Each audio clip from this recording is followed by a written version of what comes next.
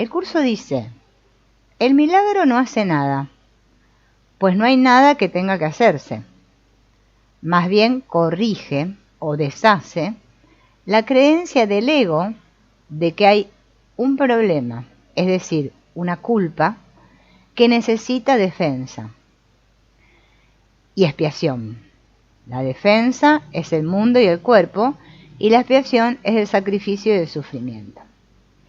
El ego se aferra a ese antiguo recuerdo de nuestra creencia de que nos hemos separado de Dios, y fue ese pensamiento de separación el que se convirtió en la causa del mundo, del cuerpo, del sufrimiento y de la muerte. En nuestra experiencia de tener vidas individuales, cuando sentimos dolor o acusamos a alguien de victimizarnos, en realidad estamos reviviendo aquel antiguo momento diciendo, mira la desdicha de mi vida, mi pecado contra Dios tuvo efectos reales. Y aunque no seamos conscientes de ello, el ego nos dice que en último término, este dolor es nuestro castigo por lo que le hicimos a Dios. Lo que elimina, hace mucho que desapareció, o sea, lo que el milagro elimina, es esta conexión entre causa y efecto. Y nos ayuda a darnos cuenta de que estos terribles efectos que creemos reales no lo son. Y si no son reales, no pueden tener causa. Si algo no es una causa, no existe. Y esta es la manera que tiene el Espíritu Santo de enseñarnos que el pecado es una ilusión, que en realidad nunca ocurrió. Por eso, cuando trabajamos con el curso, es imperativo reconocer que nos enseña que el mundo es una ilusión. Si nosotros reconocemos al mundo y por lo tanto al cuerpo como reales, estamos diciendo que el pecado tuvo efectos reales. Si creemos que el cuerpo es eterno o que resucita y que por lo tanto ha muerto, estamos diciendo que el cuerpo tiene realidad y por lo tanto que el pecado tuvo un efecto y también debe ser real. El curso nos enseña que el cuerpo no es real porque el mundo no es real. Ambos son ilusorios porque vinieron de la creencia ilusoria de que hemos pecado contra Dios. Los pensamientos que lo originaron ya no se encuentran en la mente que los concibió y los amó por un breve lapso de tiempo. El espíritu ya deshizo el pensamiento ilusorio que fabricó el mundo y los errores ya han sido corregidos. Todos los efectos de la culpabilidad han desaparecido, pues ya no existen. Con su partida desaparecieron sus consecuencias, porque se quedaron sin causa. La culpa terminó porque el pecado se deshizo. O sea, la separación, la creencia en la separación, fue la que condujo a la culpa. Y esa culpa fue corregida en ese mismo instante, por eso se dice que no tuvo efecto. Por lo tanto, el mundo, que es el efecto de la culpa, también ya terminó. Bien. Nosotros seguimos sentados delante de la pantalla, reproduciendo los guiones, como si todo eso estuviera ocurriendo ahora. Como si mi pecado y mi culpa fueran reales y tuvieran efectos reales. ¿Por qué querrías conservarla en tu memoria a no ser que deseara sus efectos? Este pensamiento tiene implicaciones importantes para la teoría psicológica y la psicoterapia. ¿Por qué querrías conservarla en tu memoria a no ser que desearas sus efectos? El pasado tiene efecto en nosotros si nosotros elegimos aferrarnos al pasado en el presente. El pasado funciona así, yo lo traigo. Bien. Hablando estrictamente, si continúo creyendo que mis padres, por ejemplo, abusaron de mí y no me amaron, veré mis sufrimientos de adulto como una consecuencia directa de ese abuso. Y entonces diré, sí, la razón por la que soy así es que yo fui maltratado de niño. Dentro del mundo del ego, es verdad. ¿Sí? Bien. Sin embargo, la verdad real es que yo estoy eligiendo aferrarme a esa memoria, o sea, la que fui maltratado por mis padres, ahora. Si cambio de mentalidad ahora, o sea, en el presente, no importaría lo que mis padres hicieran o dejaran de hacer, porque no tendría efecto. Y elijo aferrarme al recuerdo amargo porque yo deseo los efectos del dolor ahora. Pero niego mi responsabilidad por elegir ese dolor. En cambio, la responsabilidad se proyecta sobre el pasado y las figuras del pasado. Y entonces yo pongo mi cara de inocencia y sigo sosteniendo que yo soy bueno y que mis padres fueron los que me maltrataron. Así funcionamos todos aquí. Nosotros creemos que nuestro sufrimiento en este mundo es una consecuencia de haber pecado contra Dios. Y así nos aferramos al pasado como si todavía estuviera aquí. Estamos eligiendo aferrarnos al pasado ahora, aunque parezca loco. Me aferro al pasado ahora. El dolor perteneciente al pasado es lo que sustenta esta existencia del ego. O sea, nosotros, como ese que está sentado en la butaca mirando la pantalla, elegimos escuchar la voz del ego a cada instante. Entonces, ¿qué hacemos? Reproducimos las cintas del ego, la cinta de la película, que son cintas de separación, de ansiedad, de sufrimiento. Y elegimos reproducir esas cintas porque ellos nos hacen revivir a cada instante ese momento en el que la separación pareció suceder. Nosotros no somos conscientes de que el problema no es el problema que estamos mirando, o eso que queremos estar experimentando. El problema es que estamos eligiendo hacerlo real ahora. Y aunque ese ahora ya no exista, y sea una defensa contra el verdadero ahora del instante santo, nosotros lo seguimos haciendo igual. Recordar esta actividad tan viciosa que hacemos todo el tiempo nosotros es un proceso tan selectivo como percibir. O sea, la percepción es un proceso selectivo, al igual que el recordar. Es percibir el pasado, o sea, recordar, es percibir el pasado como si estuviera ocurriendo ahora y aún se pudiese ver. Y este es el movimiento que hace nuestra mente continuamente, ¿no? Yo me remonto, traigo un recuerdo, una memoria de allá del pasado con el recuerdo y vuelvo a contar mi drama. Bien. En consecuencia, vemos algo, pero no porque esté verdaderamente allí, sino porque nosotros deseamos verlo allí. Recordar funciona exactamente de la misma manera. La única diferencia es que la percepción ocurre en el presente. Yo te percibo ahora y si recuerdo algo que hiciste ayer, estoy recurriendo al pasado.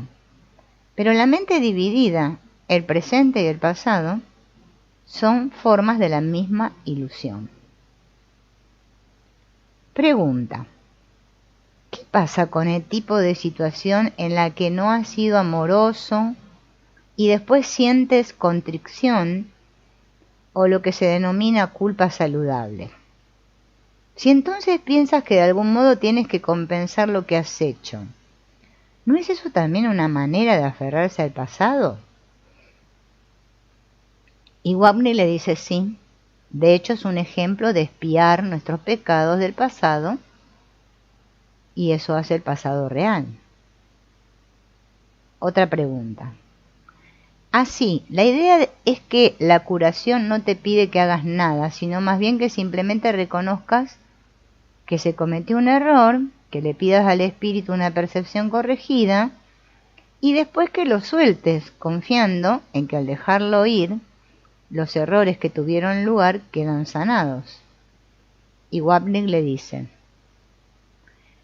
esa es la idea. Si a continuación nos sentimos guiados por el espíritu a ir a hablar con esa persona, Esto se tendría que hacer desde una percepción corregida que llevaría a tener una actitud diferente si la curación fuera a ocurrir. Pero lo que la mayoría de nosotros hacemos es sentirnos culpables de algo y a continuación sentimos que tenemos que compensar a la persona por ello. Entonces, o bien negamos la culpa y seguimos adelante como si no hubiera pasado nada, pero la culpa del pasado permanece en lo profundo de nosotros. Así, la expiación o la negación del ego sirven al propósito de dar realidad al pasado. La memoria, al igual que la percepción, es una facultad que tú inventaste para que ocupara el lugar de lo que Dios te dio en tu creación. Y al igual que todas las cosas que inventaste, se puede emplear para otros fines y como un medio para obtener algo distinto. Se puede utilizar para sanar y no para herir, si ese es tu deseo. Nosotros fabricamos la memoria porque ésta implica una visión lineal del tiempo, pasado y presente, y así el tiempo se convierte en el sustituto del eterno presente, que es lo más cerca que podemos llegar del estado de realidad. Sin embargo, a pesar de que el propósito del ego es atacar, el del espíritu es ayudarnos. Esta enseñanza es una de las más importantes del curso y es la base de nuestros ejemplos de las cintas de video del espíritu, el uso que el Espíritu Santo hace del tiempo. Pregunta: ¿cómo aplicarías esta idea del texto al caso de alguien que tiene recuerdos de haber recibido palizas de niño? ¿Cómo se puede usar la memoria en el sentido de la mente correcta? Y Wapney le dice: como el curso menciona en un par de lugares, un modo podría ser pensar en las cosas positivas que esa persona hizo por ti, en lugar de enfocarte solo en lo negativo. Veamos, por ejemplo, esta declaración del texto. ¿Has apreciado sistemáticamente sus meritorios esfuerzos y pasado por alto sus errores? ¿O tu aprecio ha fluctuado y menguado a la luz de sus errores? Este es el primer paso. Es como decir: mis padres no fueron del todo malos. Esto no va a ser la curación definitiva. Pero si lo único que hacemos es enfocarnos en lo negativo, puede ser de ayuda ver que nuestros padres también hicieron algunas cosas buenas. En términos de terapia, podría ser útil hacer que la persona viera que él o ella se está enfocando únicamente en lo malo, pero que también hubo cosas buenas. Eso sería el comienzo de un cambio en la actitud de la persona hacia el pasado. Otra manera más sofisticada, ¿no?, sería recordar las heridas del pasado, pero darles una interpretación diferente, diciendo, por ejemplo: pero esta fue la petición de ayuda de mis padres y también la mía. Estos pasos nos llevarían al estado último, el recuerdo de Dios, que es de lo que esta sección, el recuerdo del presente, está realmente hablando. Recuerden que estamos viendo la sección de recuerdo del presente. Sin embargo, hay que mencionar que en una situación que involucra a un niño que ha recibido palizas, hay un peligro en saltarse estos pasos que casi siempre son necesarios para aprender las lecciones de ese aula escolar particular. Estos pasos incluyen traer a la mente el recuerdo del abuso y permitirse sentir el dolor, la vergüenza y el enfado antes de poder hacer el cambio a una percepción verdaderamente perdonadora del adulto que propinaba las palizas. Así es como acaba una de las lecciones del libro de ejercicios. Dios mismo dará este paso final. No te niegues a dar los pequeños pasos que se te pide que des para que puedas llegar hasta Él. Con demasiada frecuencia las personas pueden negar el dolor de estos recuerdos que han hecho reales, pero sienten que los han dejado ir como parte de su proceso espiritual de perdón. En realidad lo único que han hecho es poner una tapadera espiritual sobre el dolor, creyendo, como el avestruz, que como no ven o no sienten el problema, este no está ahí, ¿no? Que ahí es donde es la mayor dificultad que nos encontramos con este curso, ¿no? En donde nosotros creemos que negando, o sea, seguimos negando. Bueno, decimos todo es ilusorio, no pasó nada, y nunca hacemos el trabajo de sentir eso. Entonces por eso no avanzamos con este curso. Decimos, pero ¿cómo puede ser, no? Claro, porque es lo que no queremos hacer. Por eso no queremos hacer terapia, nosotros no nos queremos enfrentar con ese dolor. Parece ser que Helen Schumann, ¿no? Escuchó estas palabras: nunca subestimes el poder de la negación. En las circunstancias que involucran sucesos dolorosos, tales como por ejemplo haber sido abusado de niño, una buena regla intuitiva que podemos aplicar es que la persona no habría elegido este video particular si no hubiera lecciones que aprender en términos de perdonar la victimización. Es uno como víctima y el adulto como victimario. Así una lección tan dolorosa va a evocar recuerdos dolorosos y por lo tanto un doloroso proceso del perdón. Si el dejar ir ocurre con mucha rapidez, es probable que no hayamos soltado verdaderamente la culpa y el enfado, que simplemente los hayamos reprimido. Y entonces van a volver a salir a la superficie. ¿Ya? Por eso este curso hay que muchas veces leerlo, porque se nos pasa por alto lo que realmente nos está diciendo, ¿no? A veces un pecado, dice el texto, en el capítulo 19, en la sección 3, se comete una y otra vez, con resultados obviamente angustiosos, pero sin perder su atractivo. Mas de pronto cambias su condición, de modo que de ser un pecado pase a ser simplemente un error. Ahora ya no lo seguirás cometiendo, simplemente no lo volverás a hacer y te desprenderás de él, a menos que todavía te sigas sintiendo culpable. Y en ese caso no harás sino cambiar una forma de pecado por otra, reconociendo que era un error, pero impidiendo su corrección. Eso no supone realmente un cambio en tu percepción, pues es el pecado y no el error el que exige castigo. Nada que se utilice con el propósito de sanar conlleva esfuerzo alguno. En otras palabras, en nuestra mente correcta no hacemos nada, porque nos damos cuenta de que no hay nada que hacer. Cuando quiera que nos encontramos realizando un esfuerzo, lo cual es diferente de que nuestros cuerpos se comporten de cierta manera, sabemos que nuestro ego está en el medio. Cuando leemos esta lección 155, que nos dice, me haré a un lado y dejaré que Él me muestre el camino, está estableciendo el mismo principio.